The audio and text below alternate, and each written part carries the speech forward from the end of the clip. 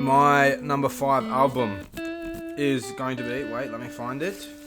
It is going to be Anger Management by Rico Nasty and Kenny Beats. What a great album that was. Oh. Like the way that Kenny created like the atmosphere of like the temper tantrum. Yeah.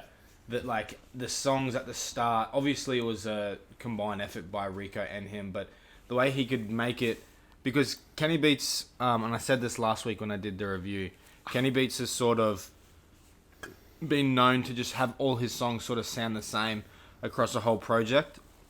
But on this, they sound so different, starting so highly, such high energy at the start, and then fading all the way down. Let me get it up. I like as well, you can sort of like just cut Rico Nasty out of it, and you can still get the context of the album from the production alone. Yeah, exactly right. Like, obviously, Rico does bring a lot to it. Yeah. And, like, the project wouldn't be nearly as good without her. Yeah. But that just speaks volumes to, like, the production side of it as well. Yeah, like, it's just really great. Like, the song Sell Out, towards the end, is my favourite on the album. A lot of people don't like it, but yeah, I really like that one. But yeah, Cold, Cheat Code, Hayden, all really Cheat great. Code was good. It's only 18 minutes long. It's only 9 minutes and 9 songs, 18 minutes. And a lot of people did say that this album was too short and that they wished it was longer. And I agree. I wish it was a bit longer. And hopefully in the future we get more collaboration between these two because they did really well. Do you reckon it would be as good if it was longer? Yeah, I think so. Like, I think that they could just sort of stretch out each song. Like, 9 songs isn't that bad, but if they were 3 minutes each, it's 27 minutes. You know what I mean? Yeah. So it's only 18 minutes, so it's like 2 minutes a song sort of thing. So if they stretched each song out again, you'd get about 30 minutes worth of content, and I think that's enough.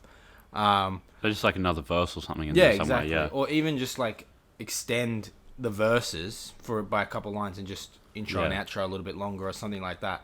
But yeah, I think that they both did a really good job. Rico Nasty, this really... she had the album Nasty well before this. I wasn't a huge fan. I knew that she was good at rapping, but this album really put it over the top. And I called this... because this album came out in January, was it? Oh, no, April, sorry. And I called it as probably being in my top 5 then. And yeah, it lasted the test of time. But yeah, Rico really put herself on the map with this, and so did Kenny Beats, and I think that they garnered a lot of acclaim from this album. A lot of people really liked the theme of this album, but also just the hardness of both the lyrics and the production. And then, obviously, Rico went on to be in Double XL, along with other female artists. Who was it? It was Megan Thee Stallion and the other one, Tierra Whack, I think, because there was 3. Yeah. I'm pretty sure it was those 3. I think you're right.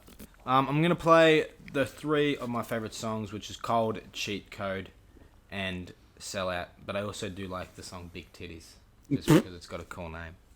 I think Cheat Codes is my favourite. Yeah. I'm going to skip forward.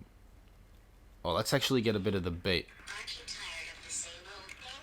So this is Cheat Codes, isn't it? This is Cold. Cold. Oh! Fuck, that is hard. That is a good amount of energy. Yeah, and that is energetic. Yeah, it's very energetic, and Kenny did a really good job of matching that energy because Rico, in general, and like a lot of artists, they come in and set the tone. Yeah. And the producers have to match that. Yeah. A lot of the time, but also a lot of the time, it's like a partnership. Like sometimes the beat's already done. And the artist has to rap to it, but you can tell that these guys worked really close in collaboration because it matches so well. I think they were like in the studio together, which I does think help so a lot. too. Kenny has that studio in downtown Los Angeles, I think it is. Yeah. But yeah, where, the cave is filmed. yeah, where they do the cave. But yeah, they did a really good job on this, and I really like the skits that are like it's like someone's talking to someone that's like a mental patient. It's like, oh, do you remember this? Like, now that you've done this, like you're gonna do this now, sort of thing, and it's a really cool thing. But here we have Cheat Code, which features Bauer, and I think he's like he's like a house producer or something like that. He does like EDM and shit. Yeah. I actually liked what he brought to it. It was like, it wasn't EDM. like suited rap. Yeah.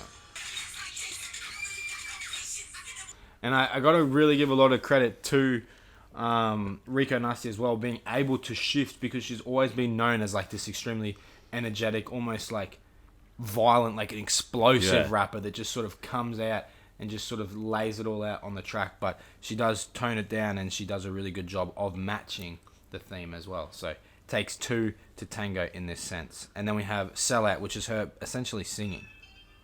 And then so we can see the beat switch already. Yeah, it's much more like melodic. Yeah. Yeah. Relax. She kind of sounds like Bad Baby there. Oh, yeah. And I like that it also has a message to some songs as well. Like this one's obviously talking about her sort of relationship with fans, and that like no matter what people say to you or to her, that like all that matters is your happiness. Like, and she's saying like, I might still sell out, but I ain't no sellout. Saying like, she's gonna sell out all these shows, but just because she's rapping about this or that, like it's for her fans and it's not for anyone else. So, great message on this album. Really great theme and great production and on point rapping / singing from Rico. So, yeah, great album, worthy of the number 5 spot for me, in my opinion.